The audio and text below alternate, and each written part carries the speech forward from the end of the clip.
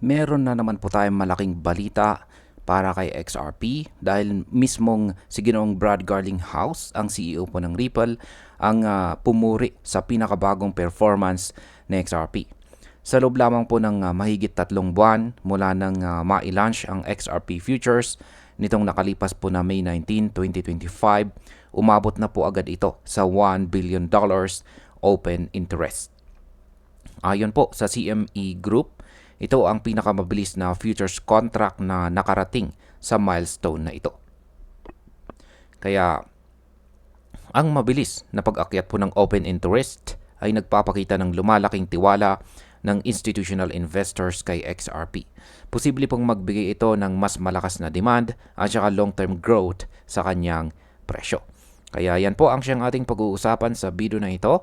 Pero bago po tayo magpatuloy, ay pakibasa na lamang po muna ang disclaimer dito po sa ibaba ng ating screen. Ayan, simulan po natin sa kung ano po ba ang sinabi ng CME Group tungkol dito. Ayan, yan po yung actual na tweet rito or statement ng CME Group. Ayan, meron po silang ipinakitang data rito. Ang August market highlights. Yan, naglabas ng August update ang CME Group kung saan nakita po ang record-breaking na activities sa buong digital assets market. Umabot po sa $36 billion ang total open interest ng crypto futures at saka options. Sa parehong panahon, naitala rin ang 1,006 na large open interest holders. Malinaw na indikasyon ng malakas na institutional presence.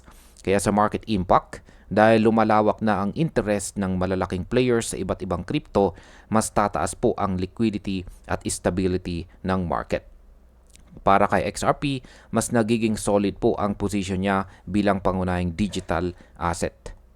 Ngayon ay paano po nagsimula ang XRP Futures?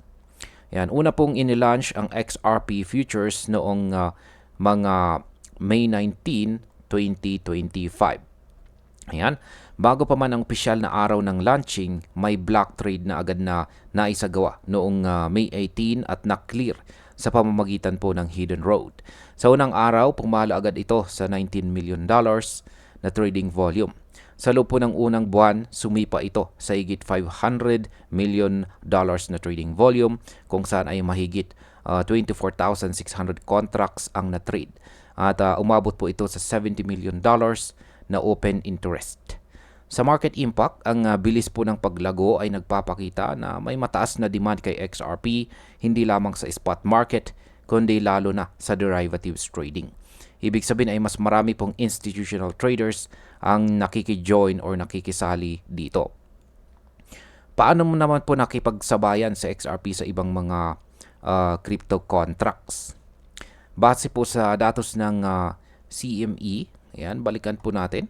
Nagkaroon ng bagong record ang buong crypto derivatives market na may kabuuang $313.8 billion na volume.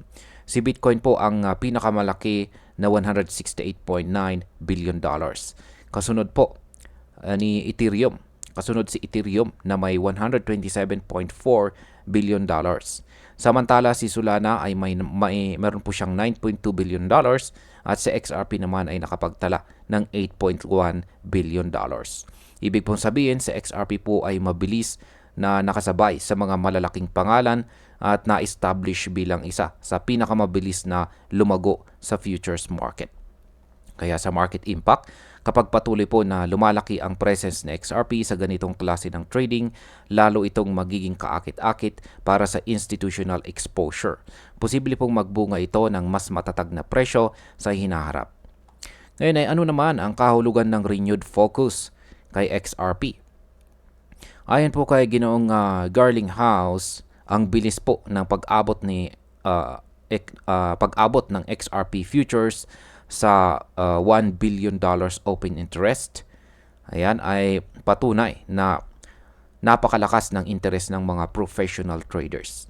Hindi na lamang spot market ang pinagkukunan ng lakas na XRP, kundi maging sa derivatives market ay patuloy po siyang lumalakas.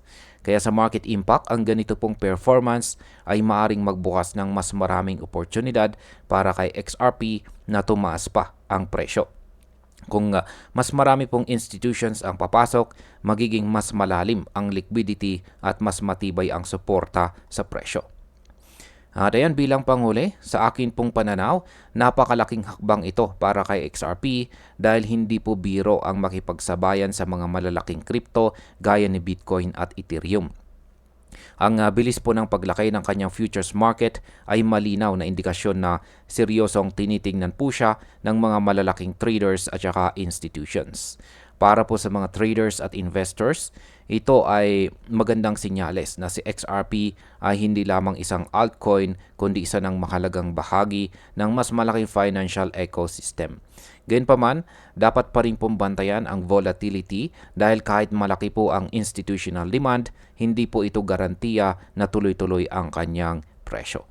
At ayun, hanggang dito na lamang po tayo sa video na ito mga ka-crypto. Marami pong salamat sa panonood. Ingat po tayo lagi at God bless po sa ating lahat.